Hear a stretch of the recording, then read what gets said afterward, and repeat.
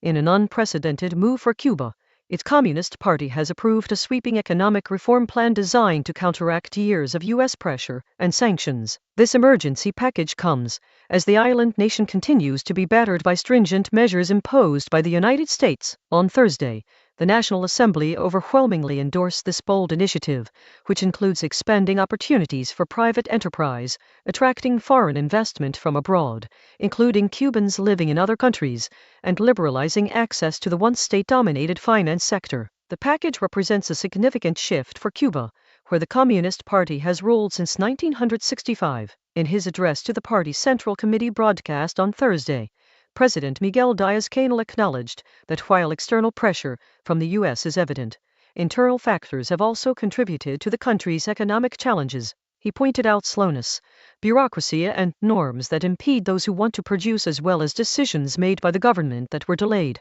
Diaz-Canel emphasized that urgent changes are necessary to address this dire situation, stating, "The situation calls for urgent and necessary changes." The reform package not only aims at increasing private enterprise, but also includes measures such as allowing private banks to enter the once state-dominated financial sector. Additionally, it would permit the development of private real estate on the island's Caribbean beaches. Critically, this plan could lead to state-owned businesses being restructured into private commercial ventures with shares and equity stakes. These reforms reflect a dramatic departure from Cuba's traditional socialist economic model. Former Cuban leader Raúl Castro has publicly backed these changes, signaling their acceptance within the party leadership. The emergency package also includes addressing issues of internal bureaucracy and inefficiency, suggesting that some reforms may face resistance from hardline members of the Communist Party who are wary of altering established structures. Diaz-Canel acknowledged this potential opposition,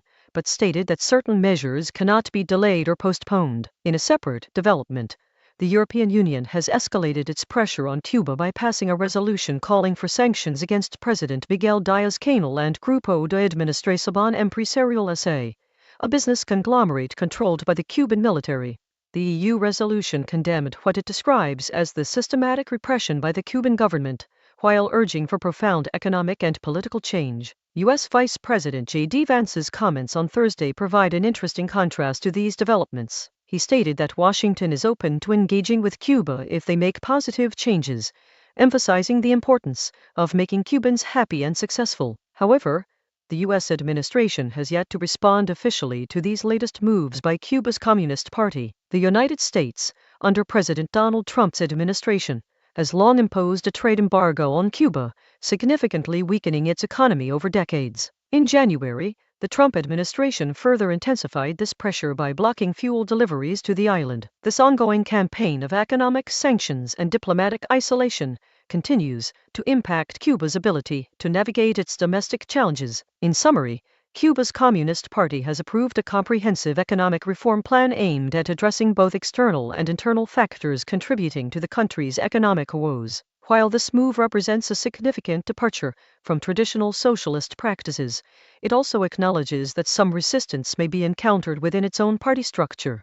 The package not only seeks to boost private enterprise, but also aims at restructuring state-owned enterprises into more market-oriented structures. These reforms are part of Cuba's broader strategy to navigate through the complex web of U.S. sanctions and internal bureaucratic hurdles.